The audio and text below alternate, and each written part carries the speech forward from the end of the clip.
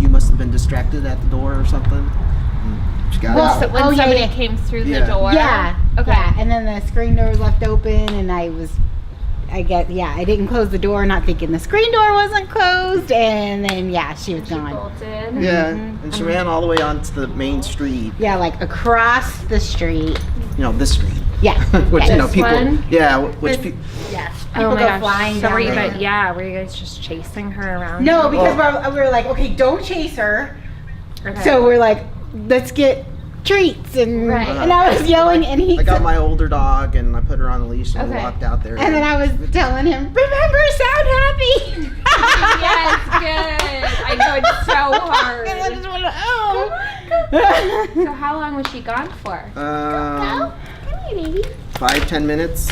Okay. so it Well, wasn't I got too in my long? car. He went and just followed her to try to keep calling her. Yeah, and then I got in my car. And What worries me is that she's afraid too, so she's got that skittish behavior Yeah, where something totally. to scare her, she'll run in the street. Right. And then she's been like so hard-headed with the barking at everybody exciting in the front yard. Oh, when she's in the house? When In she the was backyard. in the backyard. Oh, really? Yeah. And you probably won't even want to leave right here, will you? Huh?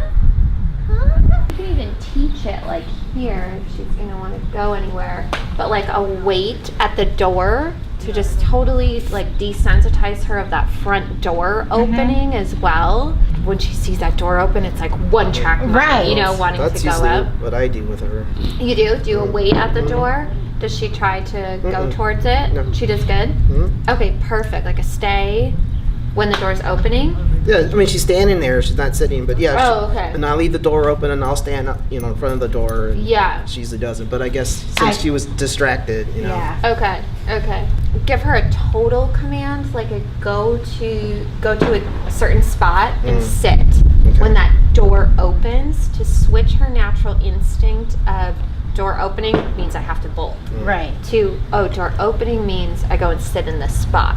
It's not to say that if we had a door sitting open for an hour that she wouldn't go out, but it's just to kind of help that initial natural instinct that she feels like, okay, fly, that it kind of makes her stop and think like, okay, I go here.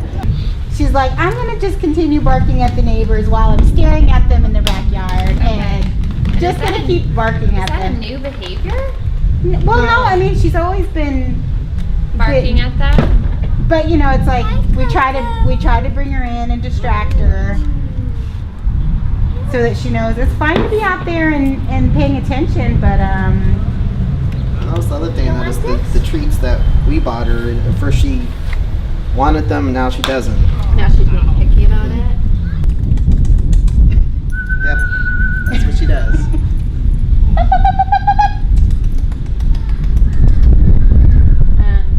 Why I suggested here too instead of the dog park is I'm like, she's probably not, that's the most stimulating, distracting environment that there's probably no way. yeah. She doesn't come, we're gonna pull her back. Yes, Coco! Good girl! I know you don't even want that, do you? Good girl! Is she always skittish like this when you guys are out places? That seems to be like a new thing where she's been like skittish, and we don't know why. So the thing that gets really frustrating with calling her to come is a lot of people think if it takes her like that amount of time to come, that you should just give up, or don't praise her when she does come, because now you're frustrated. Right. I want you to come instantly. But if she doesn't get that praise every single time she comes, she's not going to want to, and she's going to keep pushing that time.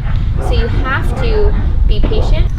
So is this the same kind of behavior that she does at home? Like when we're trying to get her to come in. In the yard? Yeah, except for in the yard she'd be barking at whatever Right, she and was she's barking not at. on a leash. Yeah. Okay, I'm going to try over here.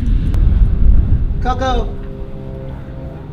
And see that first Well, I don't even know pump? if she even heard me. Yeah, she did. Coco, come! Stop letting her go. She's kind of acknowledging it, but it means nothing. Yes, Coco! Good girl! To a lot of people, this seems like crazy, like praising for that, but you have to for it to keep decreasing that amount of time that it takes her to respond. Now, Coco, come.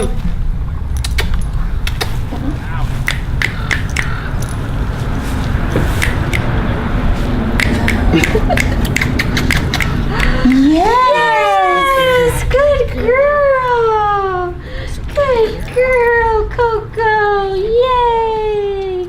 You guys have used like the come command, but it hasn't been like negative-ish, right? No, Ever? yeah, like, I was wondering if is there a command that she gets super excited, or a word that she gets really excited about? I don't think I've ever noticed.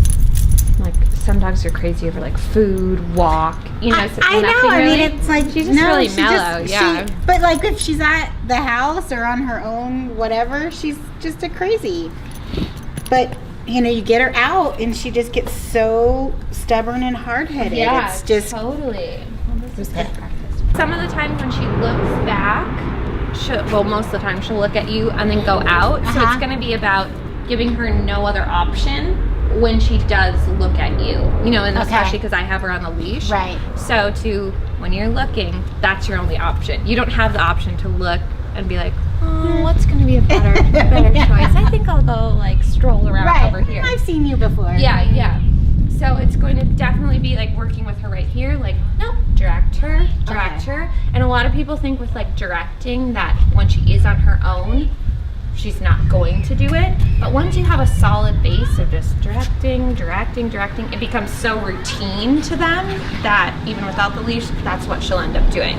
A lot of dogs at least respond to like that come command a lot more. It's just kind of like, she feels like it. She'll look and be like, you got anything for me over there? And that's honestly when the dog is testing you like that.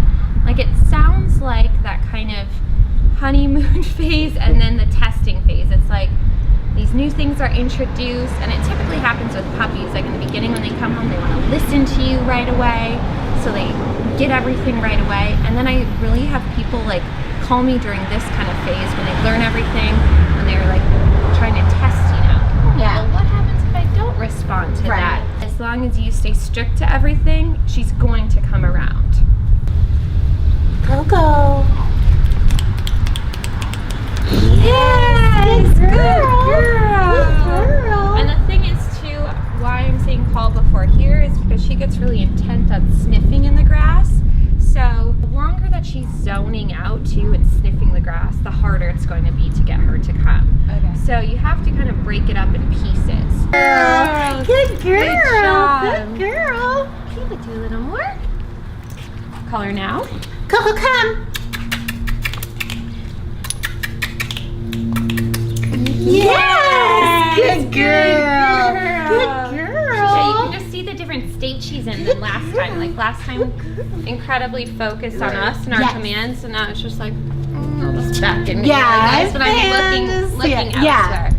When she does come, then let's try to get her focus on you. So, yes, good girl. Okay, call her now. Coco, come. Yes. Good girl. There we go. That was better. Good girl. Good job. Okay, ready? And so do you see when she switches to, it's basically when she puts her nose down, that's when she goes into her own little world, sniffing things. So we have to grab her before that. Okay. And people are like, well, when would I ever need to call her to come, like right here? Not really, because she's so close. But to be able to get to that, like when people see, you know, she's totally fine, and then she just went into her own world, is not listening to me. Every step she takes away from you, looking at her environment, that's a build up. So when she gets up here, when she's out in the grass, she's very far from you mentally that it's really hard to get her back. Always call her back or snap her out of that state before you actually want her snapped out of it. Okay. So the second she starts walking away, call her back. Next time we'll give her a little bit longer, call her back, so that when she's building up, we're bringing her back down here and teaching her to kind of not just keep building into that state. Okay. And this applies with like dogs playing and stuff too. They probably play well, but a lot of times like when there's two puppies, people will say they were playing totally fine, and then all of a sudden it was like, rah, you know, they're going at it. So what people see is like this and then that. Yeah. But what I see is that entire time that they're playing, their excitement is building.